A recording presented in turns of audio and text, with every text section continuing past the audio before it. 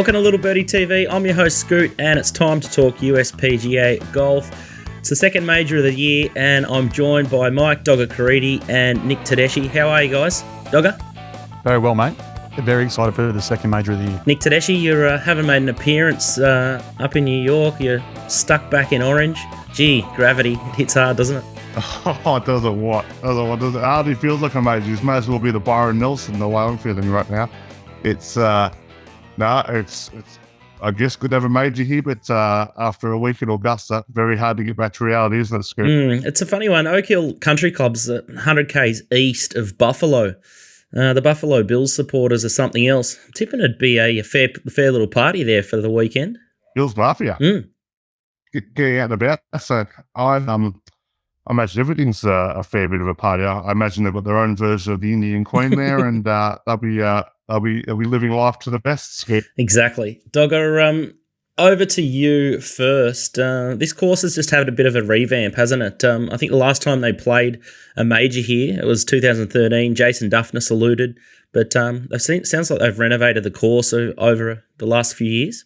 Yeah, finished up the reno in 2019. Andrew Green did a bit of a tidy up, effectively pulled out a lot of the tree lines, so opened up the course a bit, which really helps to get airflow through and help maintain grass and everything else. Probably the big thing that everyone's going to notice when they watch, if they remember the Duffner year, was the greens were probably a little bit egg-shaped and not a lot going on. He's really pushed out the edges a bit, shaped them a bit more. So anyone who's probably down in Vic and played down at Lonsdale Links, down on the Bellarine Peninsula, bit similar to that. Bit quirky greens. When you open up those edges and make some more spots, you get some more spots for the pins. And it's going to be one where you're going to need to be sort of hitting those little corners to make sure you're getting some solid putts for birdie if you're going to make a charge. And the couple of videos that I've seen on Twitter, driving accuracy is going to be a big thing. The first cut of the rough, it just looks treacherous. The ball bounces once in and it's buried. You need a sort of a bucket and spade to get in there to get it out. Yeah, it's funny. I don't, it's a pretty much par for the course now when you get to a US Open or a PGA that they start talking about rough height. But this is the first week I've ever heard pros talk about the size of the blades of the grass. I mean, either they're all going mad or there's something to it. So I think it's one of those ones where we won't know. Right now you look at it and say you don't want to be in the rough. They all be in the fairway.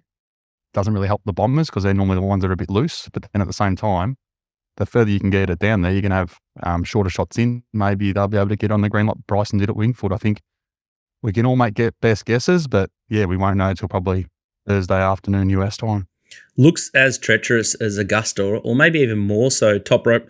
The first cut of the rough, it's like felt, isn't it? At Augusta, there's no real penalty. It's more so trees and just being in the wrong position to attack the green. So this is a completely different setup to the Masters. Totally different setup to the Masters, and I think Wingfoot was probably the best comparison there. I know we'll get into it a bit later, but kind of that northeastern golf is kind of the guide I'll be looking at a lot for how you perform here, but Look, I think there's probably going to be two approaches, but I don't think we're going to see the plotting of a Jason Duffner get the job done this week. I think you're going to have to be able to hit the ball for tee, and you're going to have to be able to get some distance. And I think the Bryson approach at Wingfoot is probably one path to victory here, and an ability to kind of get up and down these pretty small greens is going to be important as well. So I think a real quality short game is going to be super important.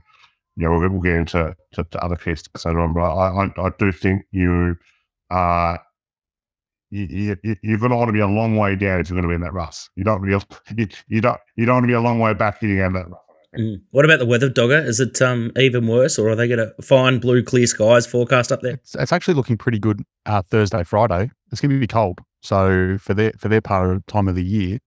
I know tomorrow morning when the first group's off at 7 a.m. and the temperature is going to be 7 degrees Celsius. So that's pretty cool. Cool also doesn't help driving distance. So the warmer it is, the further you can hit it. So if you're out early and you're on Thursday and you're a short knocker, I'm not convinced you're probably going to be leading after round one. The rest of the week looks okay. A bit of weather on Saturday, and the weather will pick up to around the mid-20s. But yeah, wind will be moving probably around a bit more on Friday than Thursday. So Thursday is going to be a really, really good day to watch because there'll be no wind. Bit cool in the morning, but it'll be really interesting to see if there is any difference between morning and arvo. All right, let's have a quick look at the top 10 in the market for the odds for the outright winner market. John Rahm's the favourite at Topsport 850. He shares that line with Scotty Scheffler. Rory McIlroy $15. Xander's at $19. Cantlay $20. Tony Finau $21. Brooks Koepka $22. Cameron Young $29. Dustin Johnson $29. Jason Day, similar quote with Justin Thomas, and then you've got Sung Jae Im at $29 and Victor Hovland $29. And while I'm there, I've just gone a little bit over, is Cam Smith and Colin Morikawa, who always sort of features prominently there. But recent form, maybe we'll just start from the top here as we usually do. But John Rahm, it was ultra impressive at the US Masters. Is this a course that's going to suit him? Yes, every course does. He's a superstar. He ranks, when you look at the data and I pull the numbers in that I want to see in my numbers, I think he ranks nearly top 5 or top 10 in every stat I want to look at. He's currently playing comfortably the best golf in the world. And yeah, I think he'd struggle to find a course that doesn't suit.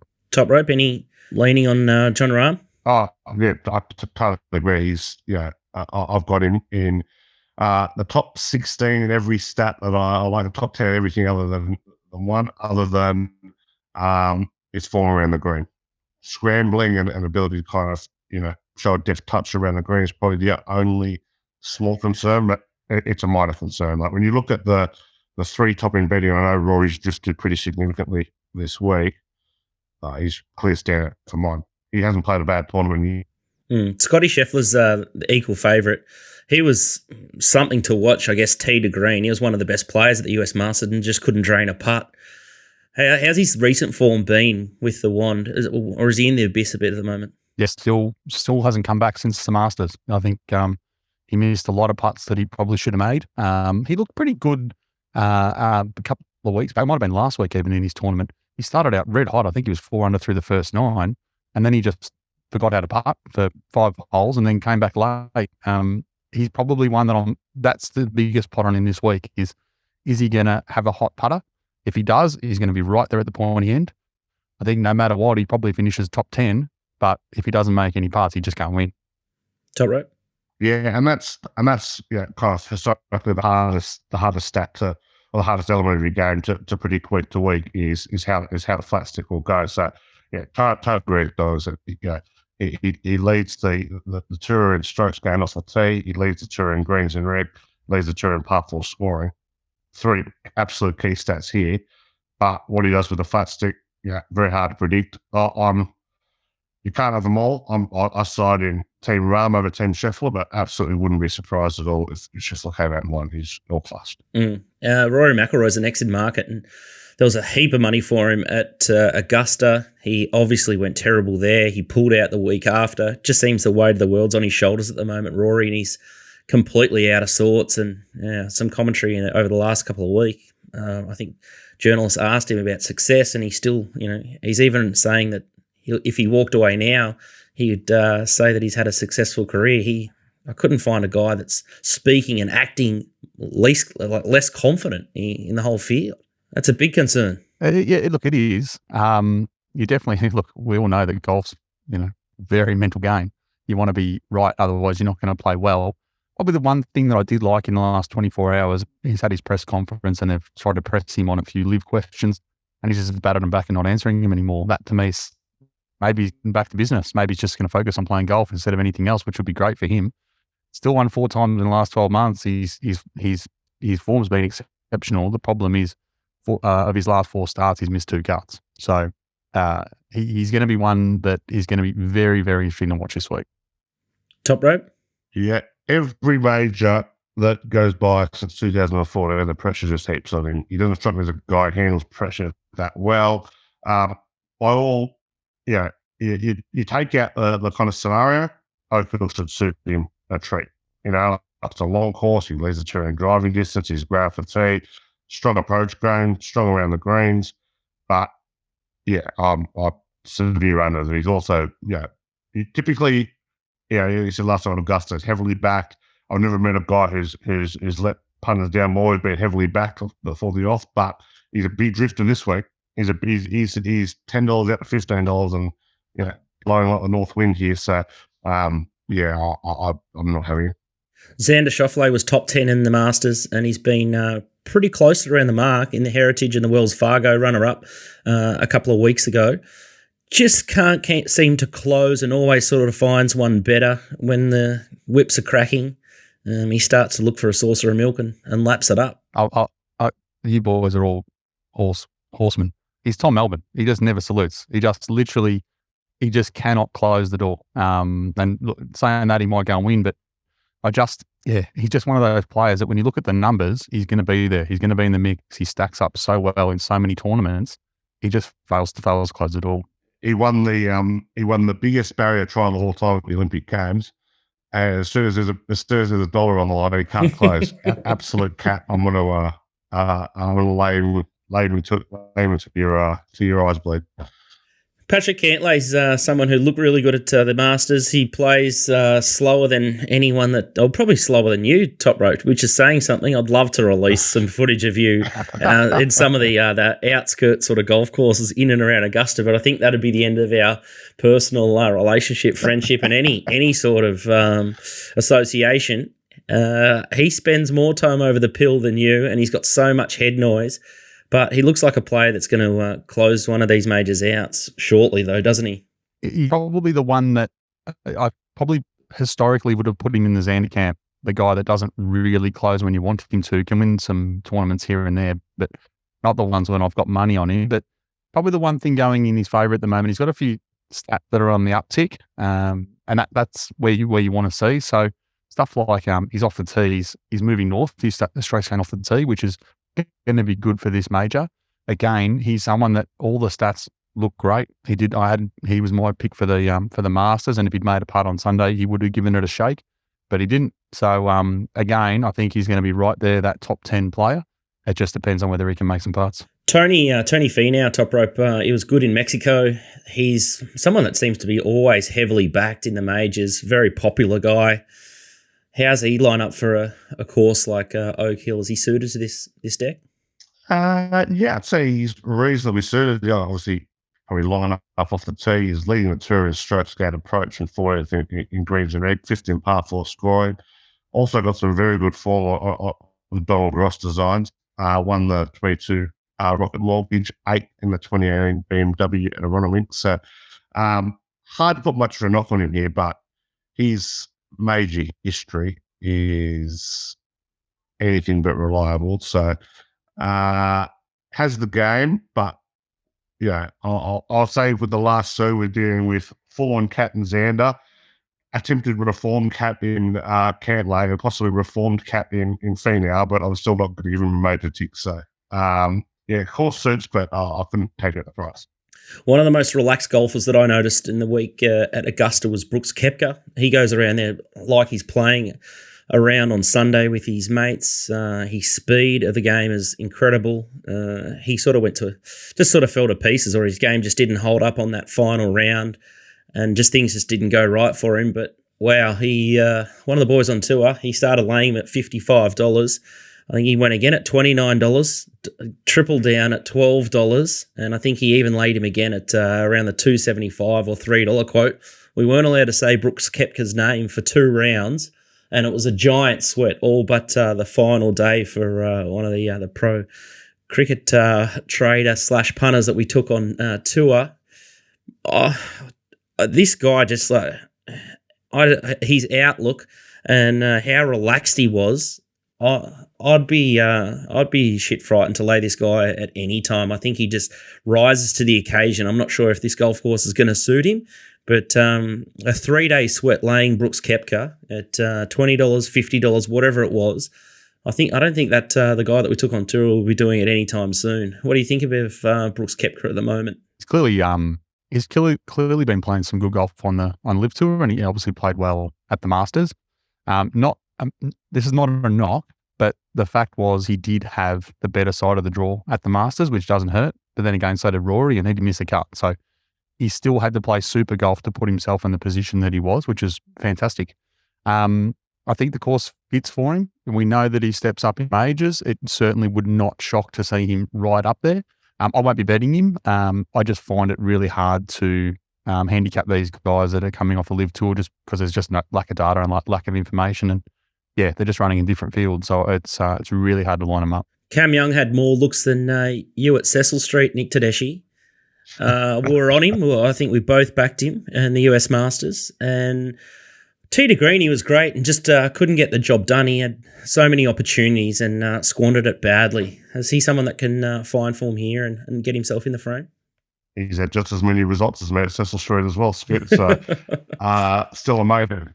By all intents and purposes, this is a course that should. I know he's not one of yours, Skip. You've done your dust plenty on him, but I'm coming in on this week. Third in driving distance, 18th in stroke gain off the tee, second in the 22 Rocket Mortgage. So big tick there for him. Donald Ross courses.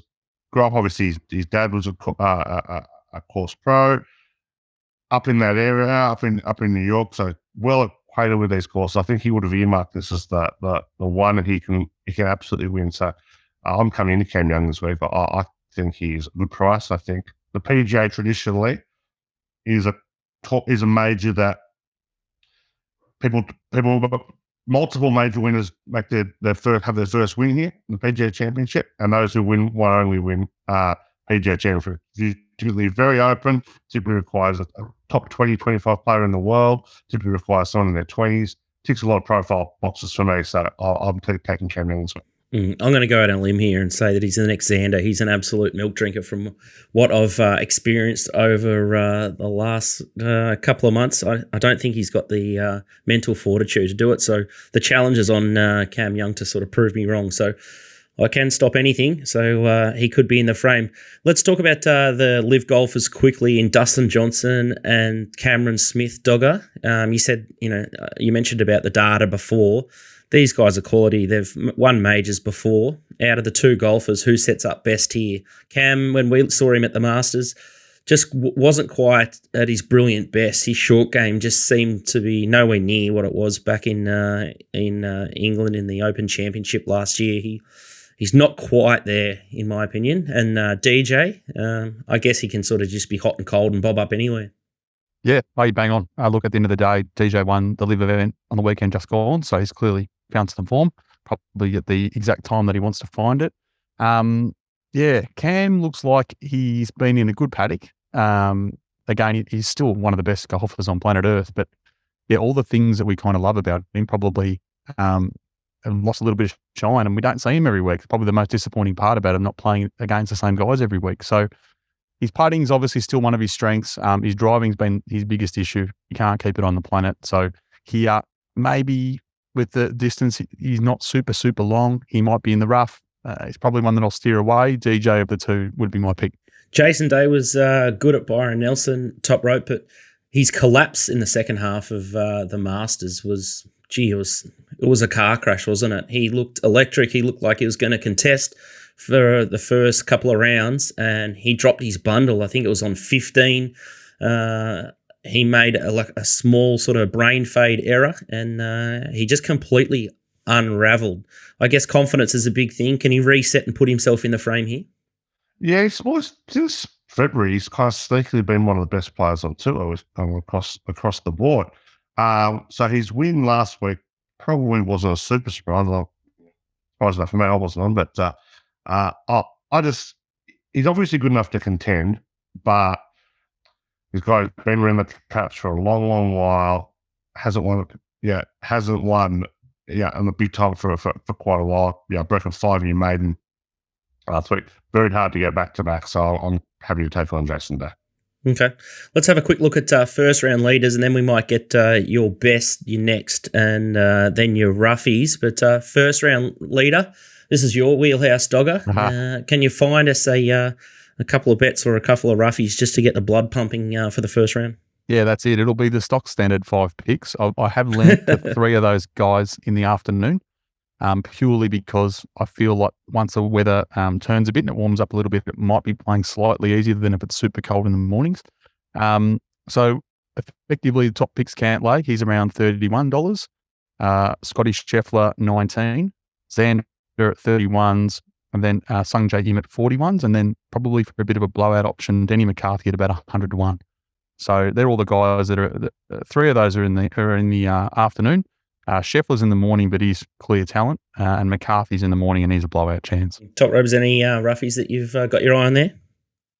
Well, there's always some roughies I've got my eye on, and I hate to go back to the well, but I do think Mito can contend again. The first one, but a couple of other ones I'll be looking at who I like this week, I think can kind of probably not win, but I don't mind Dean Burmester, Steven Jaeger, and Tom Kim are three others I'll be looking to bet in the first round. All right, so let's go to you, Toprope, while you're running hot. Best bet sounds like John Ram's right in the frame for you for outright winner market.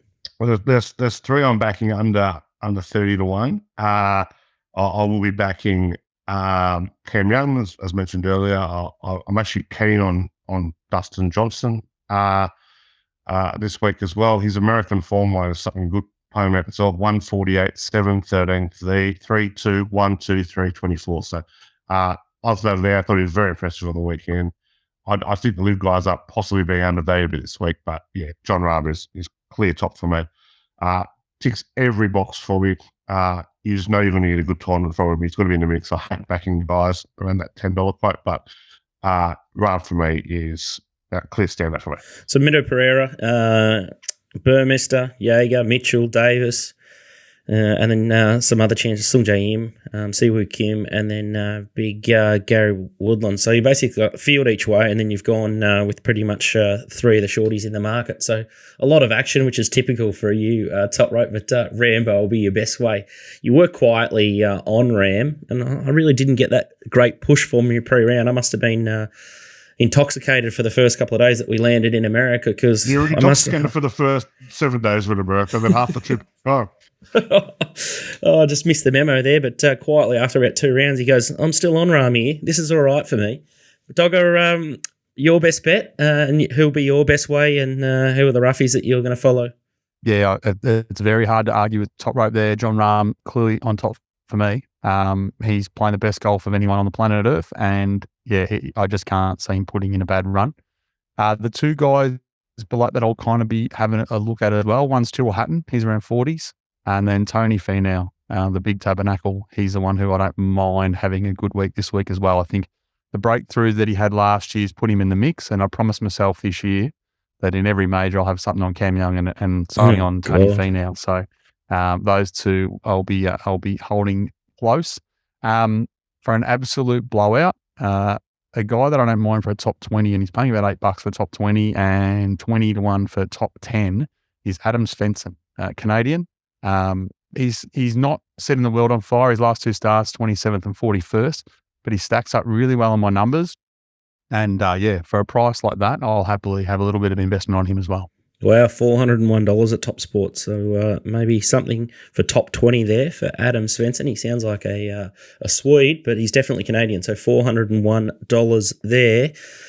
So I think halfway around Augusta, someone said to me, have a look at Tony Finau's arms. He has got some of the longest levers I've ever seen, and it'll completely ruin you. So when you're watching the telecast in round 1 or 2, if you can sight Tony Finau, just notice how long his spaghetti arms are, and it'll haunt you for the rest of your life. His hands, the club grip's just down around near his knees by the time he's ready to go.